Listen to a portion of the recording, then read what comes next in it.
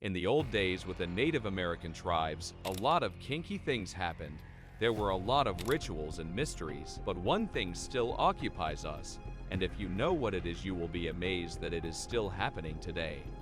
Sex was not connected with guilt for the Aboriginal peoples of North America. The Wendat Huron are an Aboriginal people whose ancestors exist in 4 areas in North America: Quebec, Michigan, Kansas, and Oklahoma, as well as elsewhere on the continent.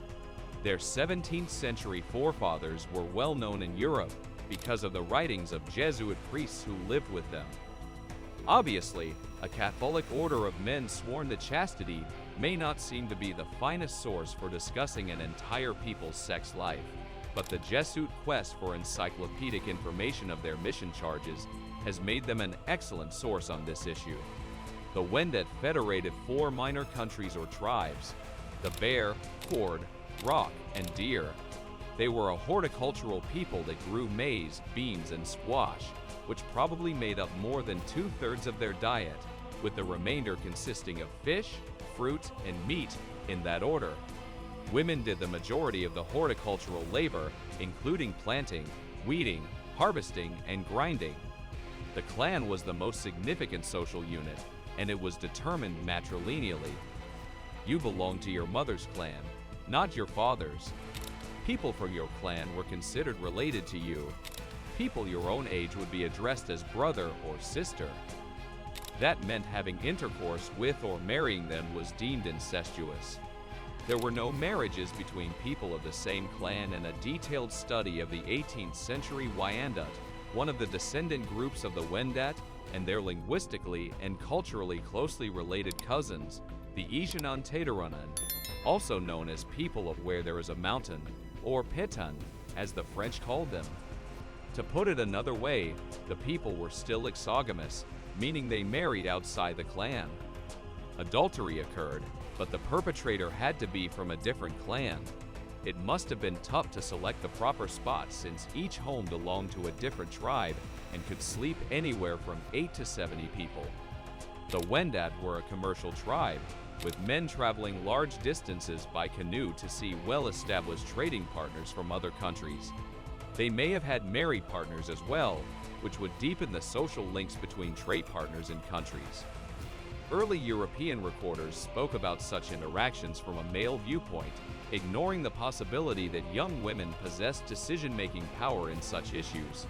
Aboriginal women had greater influence in partner selection and disposal than their European counterparts at the time. Wendat ideas on sex were unquestionably more open and free than those of the French immigrants to Canada, then known as New France. Nothing in writing better shows this than a Wendat sexual ceremonial. During his stay with the Wendat in 1623-24, Brother Gabriel Sagard, a member of the Recollect order rather than a Jesuit, observed the significant healing ceremonial event in the culture. In the Huron country, there are also assemblies of all the girls in the town at a sick woman's couch, either at her request according to an imagination, vision, or dream she may have had, or by order of the Oki shaman for her health and recovery. When the females are gathered in this manner, they are all asked, one by one, who of the town's young men they would want to sleep with the following night. Each names one, and the masters of the ceremony immediately notify these, and all come in the evening to sleep with those who have chosen them in the presence of the sick woman, from one end of the lodge to the other, and they pass the whole night thus, while the 2 chiefs at the 2 ends of the house sing and rattle their tortoise shells from evening till the next morning, when the ceremony is concluded. It is vital to stress that the young ladies, not the young men, made the selection. This illustrates the value and respect accorded to women in Wendat society. However, Sagard did not provide the name of this event. Jesuit Father Jerome Lelment was the first to do so, writing in 1639. He wrote about an elderly guy named Torhenshi who was dying. He hoped for a white dog ceremony, enough cornmeal to feed everyone engaged in the celebrations, and more unspecified rites through riddles that participants had to solve. The ceremony of the Andaquander, a mating of men with girls, which is made at the end of the feast. It had to be spoken at the end. He ordered that there should be 12 females and one for himself. When the answer was brought to the council, he was immediately furnished with what could be given immediately, and this from the liberality and voluntary contributions of individuals who were present and heard the matter mentioned, these peoples glorying, on such occasions, in despoiling themselves of the most precious things they have. Following that, the captains walked around the streets, public spaces, and cabins, stating in a loud voice the ill man's wants and exhorting everyone to meet them as soon as possible. They don't just go on this errand once. They go on it 3 or 4 times, using such terms and accents that one would think the welfare of the entire country was at stake. Meanwhile, they take care to note the names of the girls and men who present themselves to carry out the sick man's main desire, and during the feast, these are named aloud, followed by the congratulations of all those present, and the best pieces. Then follows the sick man's thanks for the health that has been restored to him, professing himself entirely cured by this remedy. Unfortunately, the guy was not healed in this situation, but he died with the knowledge that he had the considerable social support of his community. The event was called indequandit, which translates as they, indefinite, are enveloped in sex. You would say, te indequanditan, be encompassed in sex for me, if you desire the ritual.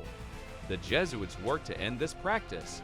When the Wendat were on the verge of being forced out of their customary land in 1649, the majority of Christian villages declined to attend this event.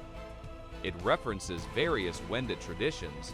It seems that they openly celebrated sex rather than restricted it, and it indicates that female sexuality was natural, not regulated.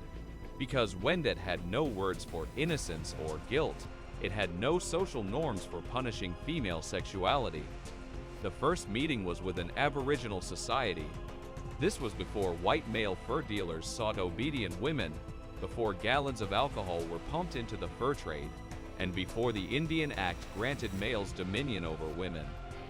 Before residential schools educated Aboriginal peoples about sexual assault and colonial tyranny, and poverty turned the Algonquian language family, term squaw meaning female or woman, became cheap brown whore. Canadian serial killers John Martin Crawford and Robert Pickton have sexually assaulted Aboriginal women. These Canadian women are most likely to be sexually assaulted, murdered, or disappeared. Fortunately, women like those who created Idol No More are pushing for a return to the 17th century Wendat culture's respect for Aboriginal women. Thanks for watching. See you next time.